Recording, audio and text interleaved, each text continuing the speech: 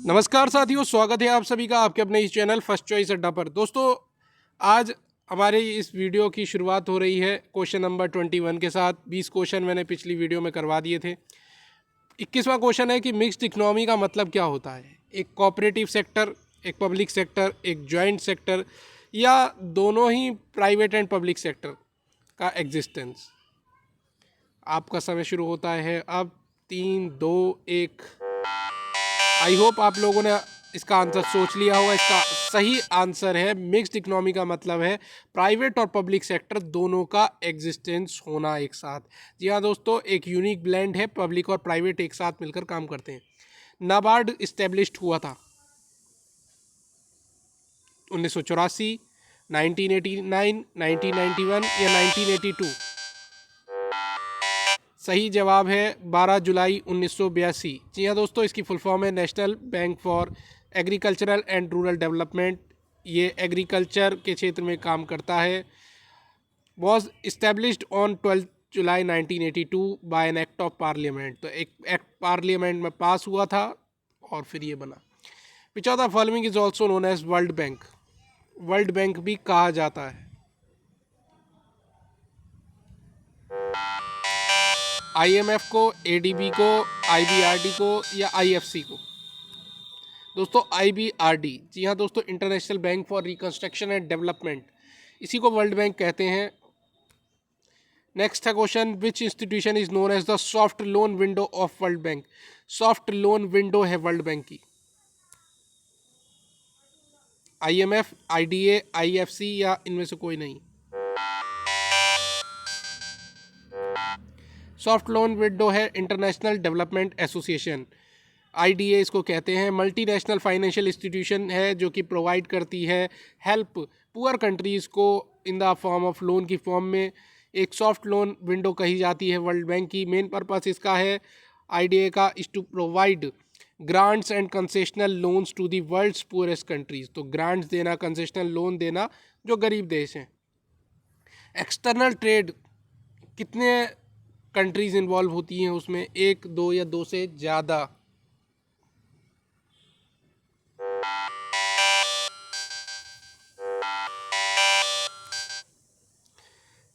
देखिए, जब दो बिजनेस फर्म्स दो अलग अलग कंट्रीज़ की पार्टिसिपेट करती हैं बाइंग एंड सेलिंग जैसी एक्टिविटीज़ में, गुड्स को बेचने का और ख़रीदने का कार्य करती हैं, एक्सटर्नल ट्रेड कही जाती है।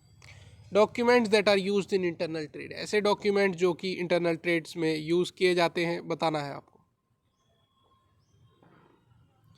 Pro forma invoice, commercial invoice, lorry receipt या सभी। सही जवाब है दोस्तों, ये सारे के सारे डॉक्यूमेंट्स यूज़ किए जाते हैं इंटरनल ट्रेड में। परफॉर्मा इनवॉइस एक ऐसा डॉक्यूमेंट है जो कि एक्चुअल सेल से पहले भेजा जाता है बायर को, जिसमें सारी की सारी टर्म्स एंड कंडीशन लिखी होती हैं, जिसमें बायर और सेलर को दोनों को एग्री होना होता है। कॉमर्शियल इनवॉइस की बात करते हैं। एक डॉक्यूमेंट है, सेलर के द्वारा भेजा जाता है बायर को जब गुड्स सप्लाई किए जाती हैं। उसमें डिटेल डिस्क्रिप्शन लिखा होता है, गुड्स कैसा है, क्वांटिटी क्या है, उसकी प्राइस क्या है। एक तरीके से कॉन्ट्रैक्ट का सबूत के तौर पर काम करता है। Debit note, credit note, lorry receipt, ये सब आते हैं इसमें इंटरनल ट्रेड के अंदर। लॉरी रिसिप्ट वो रिसिप्ट होती है जिसमें गुड्स जो है वो रोडवेज़ के द्वारा भेजा जाता है, एंड ये जो रिसिप्ट है इशूड करता है ट्रांसपोर्टर, और इसी को कहते हैं हम डॉक्यूमेंट ऑफ टाइटल भी कहते हैं।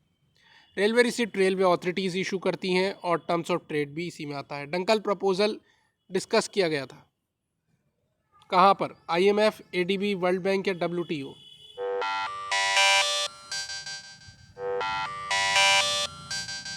डंकल प्रपोजल डी यानी आपका WTO में आया था। Uruguay round of GATT on multilateral trade or negotiations has been given birth to Dunkel draft. World trade organisation, जिसको WTO कहा जाता है, was also given birth by the Uruguay round. Where is the headquarter of the WTO?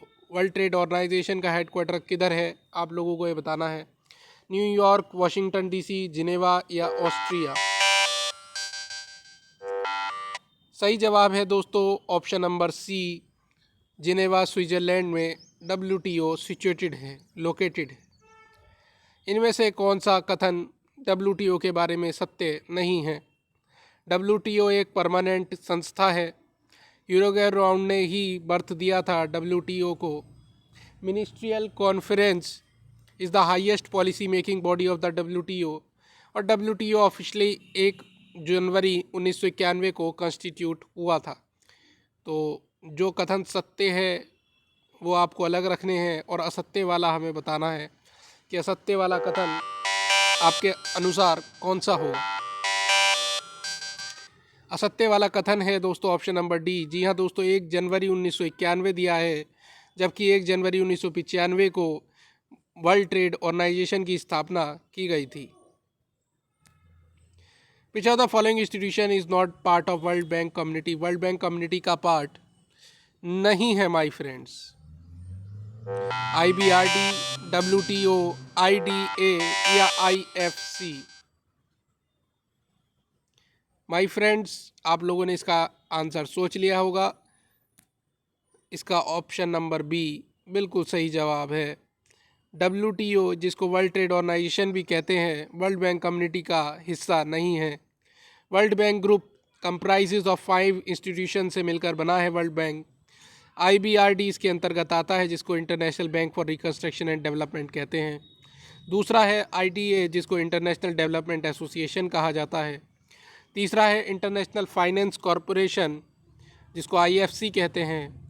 एक है MIGA, जिसको multilateral investment guarantee agency कहा जाता है। और 5वें नंबर पर आता है ICSID, जिसको international centre for settlement of investment disputes भी कहा जाता है। एक ऑडिटर है, वॉचडॉग होता है, ना कि ब्लड हाउंड। ये रिलेटेड है किस केस से, ये आपको बताना है। आपका समय शुरू होता है। आप लंदन एंड जनरल बैंक, एक है आपके पास Kingston cotton mills 1896, London oil storage company limited 1904, और डिलाइटफुल सिगरेट कंपनी लिमिटेड 1943 का case.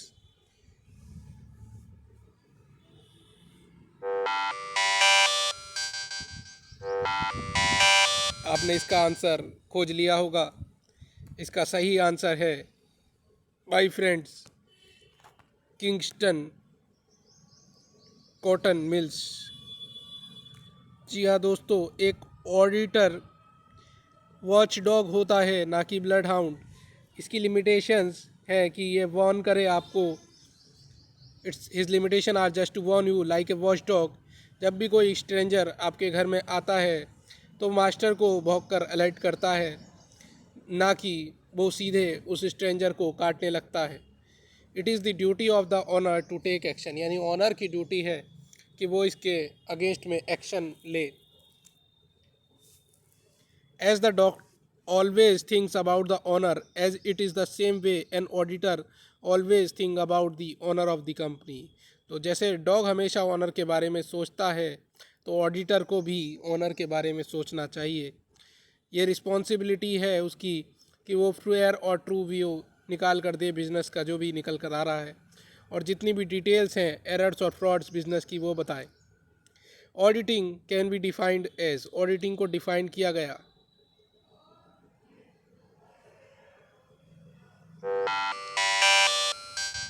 examination of books of accounts, preparation of books of accounts, rendering expert advice to the management regarding accounting matters, या इनमें से कोई नहीं।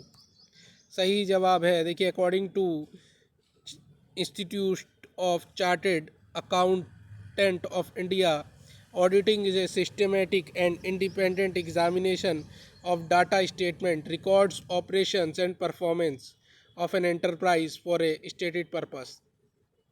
Auditing एक systematic और independent examination है डाटा का, डाटा स्टेटमेंट का, जो रिकॉर्ड करता है ऑपरेशंस को, परफॉर्मेंस को ऑफ एन एंटरप्राइज किसी स्टेटेड पर्पस के लिए।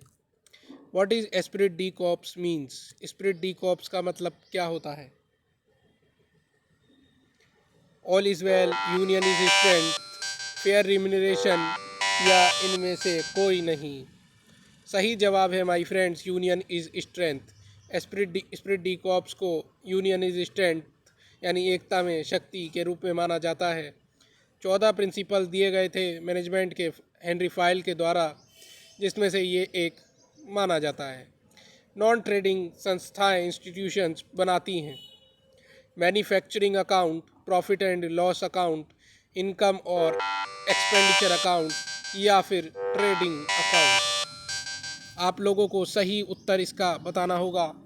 सही जवाब है नॉन ट्रेडिंग ऑर्गेनाइजेशंस, जैसे कि professional, doctor, chartered accountant, lawyer, ये बनाने का कार्य करते हैं, इनकम एंड एक्सपेंडिचर अकाउंट को बनाते हैं। Life of sole proprietorship business unstable है, स्टेबल है, वेरी शॉर्ट लाइफ है या फिर लॉन्ग लाइफ है। देखिए, सोल प्रोप्राइटरशिप बिजनेस की एक अनस्टेबल लाइफ मानी जाती है। इसका कारण ये है कि सोल ट्रेड जो है वो only 1% to do all task of business. जितने भी एकल व्यापारी है वो उसको सारे के सारा कार्य खुद ही करना पड़ता है। अगर उसकी मृत्यु हो जाती है तो ऐसे में उसके पास कोई पार्टनर भी नहीं होता है और बिजनेस जो है वो पूरी तरीके से ठप पड़ जाता है। Sole trade how have many limitations like unlimited liability है, रिसोर्सेज की कमी मानी गई, मैनेजमेंट इम्प्रॉपर रहता है। तो इसी कारण से इसका सही उत्तर हो जाता है अनस्टेबल यानी अस्थिर। Maximum number of partners allowed in the banking business, maximum number of partners banking business में कितने माने गए हैं? आप लोगों को सही चयन करना है। विकल्प आपके हैं 20, 10, नो लिमिट, 2, 20, नो लिमिट, 10। इनमें से आपको बताना है किसका सही उत्तर क्या होगा। इसका सही उत्तर है माय फ्रेंड्स 10। एक नई कंपनी एक्ट 2013 ने प्रिस्क्राइब किए थे maximum number of members in case of partnership firm should not be more than 100 in case of partnership. As per the previous company act 1956 के अकॉर्डिंग मैक्सिमम लिमिट पार्टनरशिप के case में 10 थी और banking business में 20 थी। Cooperative plays an important role in, cooperatives क्या किस में प्ले करते हैं एक important role? Aerospace, agriculture, manufacturing या फिर ये सभी? तो देखिए, कोऑपरेटिव एक इंडिपेंडेंट एसोसिएशन है और इंडिविजुअल्स की which work together voluntarily in order to fulfil their social, economic, cultural needs through their own enterprise. तो कोऑपरेटिव प्ले करते हैं important role in improving the life style and solving of the problems of farmers. तो यहाँ पर farmer word आ गया, आप समझ गए होंगे इसका सही उत्तर क्या है। इन case of registration is compulsory, किस केस में रजिस्ट्रेशन कंपलसरी है? सोल प्रोप्राइटरशिप, पार्टनरशिप या कंपनी, या इनमें से कोई भी नहीं है। सही उत्तर है रजिस्ट्रेशन कंपलसरी होता है कंपनी के केस में। जी हाँ दोस्तों, कंपनीज एक्ट 2013 आया था जिसने बताया कि जितने भी प्रोविजंस हैं of the act are applicable to companies which are registered under this act। तो कंपनी विदाउट रजिस्ट्रेशन नहीं कार्य कर सकती है। कौन सा स्टेटमेंट इसमें सही माना जाएगा? बिल्डिंग अकाउंट एक नॉमिनल अकाउंट है, आउटस्टैंडिंग रेंट अकाउंट एक नॉन पर्सनल अकाउंट है, हर एक डेबिट का एक क्रेडिट होता है, इनकम को डेबिट किया जाता है। तो इसमें सही उत्तर बताना है। क्या इनकम को डेबिट करते हैं? नहीं, तो इनकम को तो क्रेडिट किया जाता है।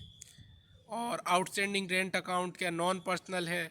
बिल्डिंग अकाउंट क्या नॉमिनल है? बिल्डिंग देखिए एसेट्स तो रियल अकाउंट माने जाते हैं। तो ऐसे में इसका सही उत्तर है हर एक डेबिट का एक क्रेडिट होता है।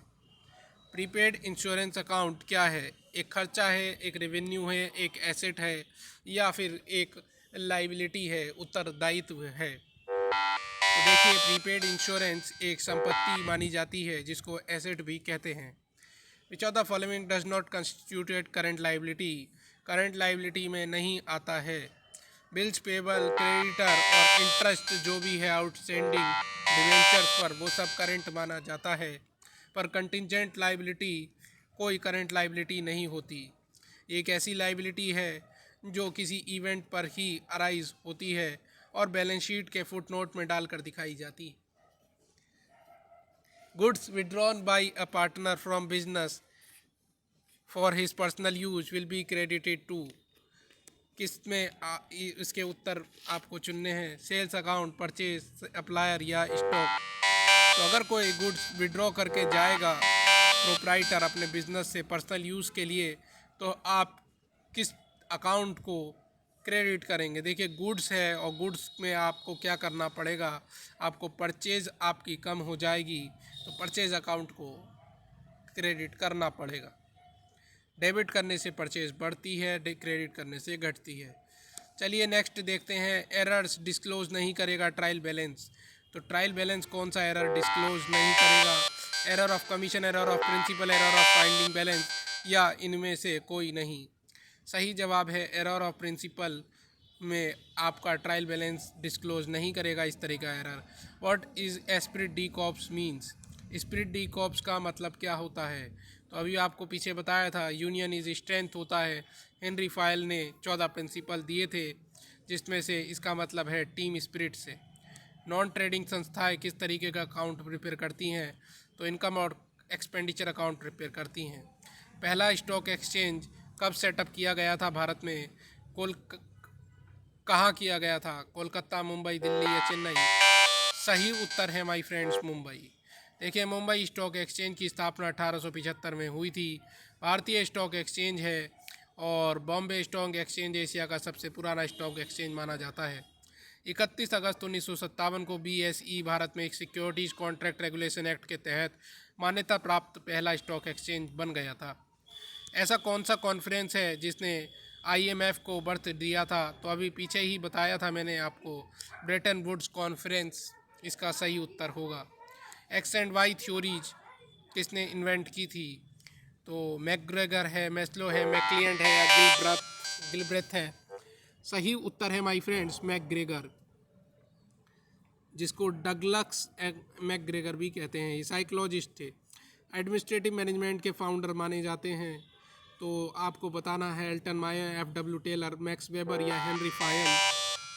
सही उत्तर है माय फ्रेंड्स इसका हेनरी फायल। इन्हीं को आप एडमिनिस्ट्रेटिव मैनेजमेंट का फादर या फाउंडर कहते हैं। कंज्यूमर प्रोटेक्शन एक्ट इनेक्ट किया गया था 1992, 32, 1957 या 1986। आप लोगों को पता होना चाहिए कि उपभोक्ता प्रोटेक्शन एक्ट कब लागू इनेक्ट किया गया। तो देखिए 1986 में कंज्यूमर प्रोटेक्शन बिल आया था और हाउस ऑफ पार्लियामेंट में ये पास हुआ। It receive the ascent of president 24 December 1986। Which one of the following is not a stage of double entry system की स्टेज नहीं है माय फ्रेंड्स। तो एक सस्पेंस अकाउंट ही स्टेज नहीं मानी जाती है, वरना books of general entry, post करना लेजर में और ट्रायल बैलेंस बनाना ये स्टेजेस मानी जाती हैं। कंपैरिजन फाइनेंशियल स्टेटमेंट्स का दो और मोर फर्म्स का क्या कहलाएगा, intra both first and second या इनमें से कोई नहीं। तो इसका सही जवाब है इंटर। जी हाँ दोस्तों, इंटर का मतलब है दो या दो से ज़्यादा फर्म्स की तुलना करना। Fishing should be classified as extractive industry, genetic industry, manufacturing industry या इनमें से कोई नहीं। तो देखिए आपको सही उत्तर देना है। इसका सही जवाब हो जाएगा माय फ्रेंड जेनेटिक इंडस्ट्री। एक ऐसी इंडस्ट्री मानी जाती है जिसमें प्रोड्यूसिंग और ब्रीडिंग और मल्टीप्लाइंग जैसी चीज़ें होती हैं, जिसमें कुछ स्पेसीज़ को लिया जाता है, या तो वो प्लांट्स हो सकते हैं या एनिमल्स हो सकते हैं, और इनका उद्देश्य मात्र इतना रहता है कि प्रॉफिट को अर्न किया जाए सेल में से। नेक्स्ट क्वेश्चन आ जाता है माय फ्रेंड्स कि minimum number of members required for registration of A cooperative society, यानी कितने कम नंबर मेंबर्स चाहिए होंगे किसी कोऑपरेटिव सोसाइटी को बनाने के लिए, रजिस्ट्रेशन करने के लिए, पंजीकरण करने के लिए। विकल्प आपके सामने हैं, 2 है, 7 है, 10 है या 20 है। आप आपको इन सभी विकल्पों में से एक सही विकल्प का चयन करना है। सही विकल्प आपके सामने है माय फ्रेंड्स 10। जी हाँ दोस्तों, कम से कम 10 एडल्ट पर्सन चाहिए होते हैं किसी भी कोऑपरेटिव संस्था को बनाने के लिए। Any 10 adult can voluntarily form an association and get it registered with the registrar of a cooperative society। Next question आ जाता है क्वेश्चन नंबर 55 कि लाइबिलिटी कर्ता की जॉइंट हिंदू फैमिली में क्या होती है। लिमिटेड होती है उसके इंटरेस्ट तक जॉइंट हिंदू फैमिली में, अनलिमिटेड मानी जाती है, या लिमिटेड होती है उसकी entire property of a family, या लिमिटेड होती है to the private properties of all members. दोस्तों, कर्ता की liability joint Hindu family business में अनलिमिटेड मानी गई है। अनलिमिटेड लाइबिलिटी का मतलब ये बनता है कि दूसरे मेंबर्स की लाइबिलिटी लिमिटेड होती है जबकि इसकी लाइबिलिटी लिमिटेड होती है। पर्सनल संपत्ति बेचकर भी इसको लाइबिलिटी लॉस के केस में चुकानी पड़ेगी। Joint Hindu family business control किया जाता है फैमिली के हेड के द्वारा, और वो सबसे उम्र दराज अनुभवी व्यक्ति माना जाता है। एक्सपीरियंस्ड मेंबर होता है, एल्डेस्ट मेंबर होता है। Management by objective was developed by management by objective, जिसको MBO भी कहते हैं, ये डेवलप किया गया था पीटर एफ ड्रकर, लूथर हेस्ली कुलिक, मैक्स वेबर या हेनरी फायल के द्वारा। सही जवाब है my friends, Peter F Drucker ने ही पहली बार इसको यूज किया था 1954 में अपनी बुक प्रैक्टिस ऑफ मैनेजमेंट में। तो आई होप आपको इसका सही जवाब पता चल गया है। इसका सही जवाब है पीटर एफ ड्रकर MBO को डेवलप करने वाले थे। Number of principles of management as laid down by Henri फायोल।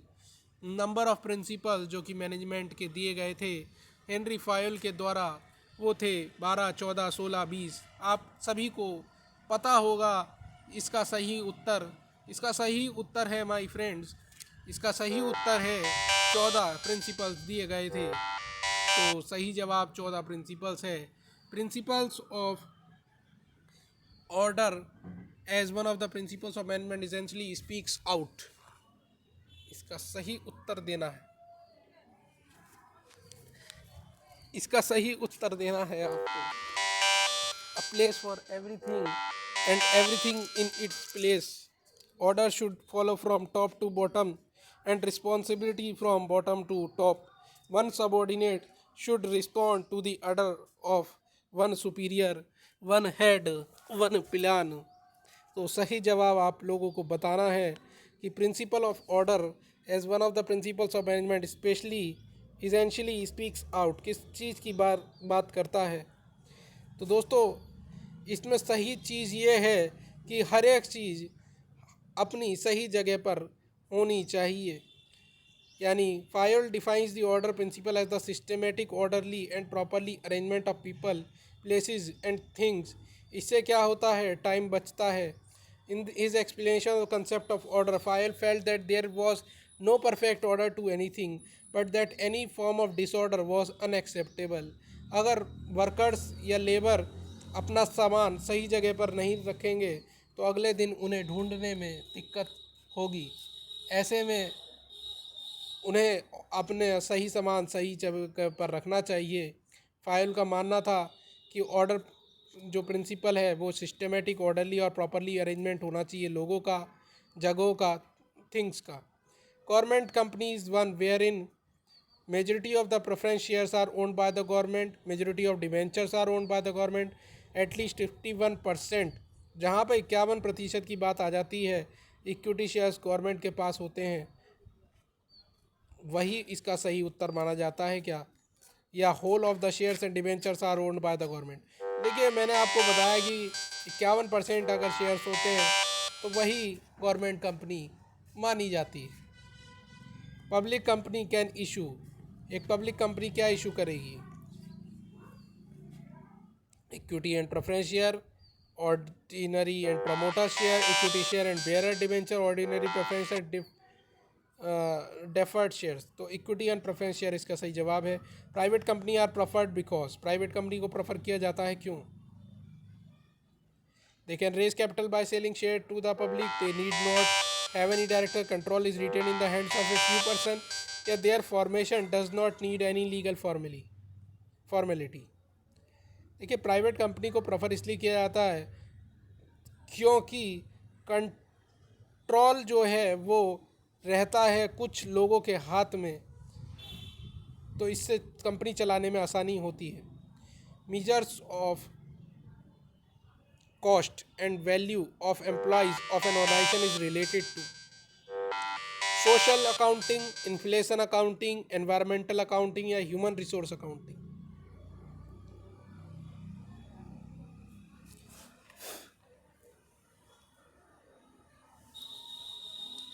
सही उत्तर है human resource accounting. Bata shoe shop is an example of.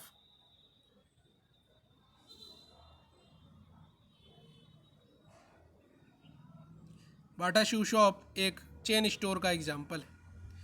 तो माय फ्रेंड्स, आज की इस वीडियो को हम यहीं पर रोकते हैं और अगली वीडियो के लिए चैनल को सब्सक्राइब करें और बेल आइकन को दबाएं।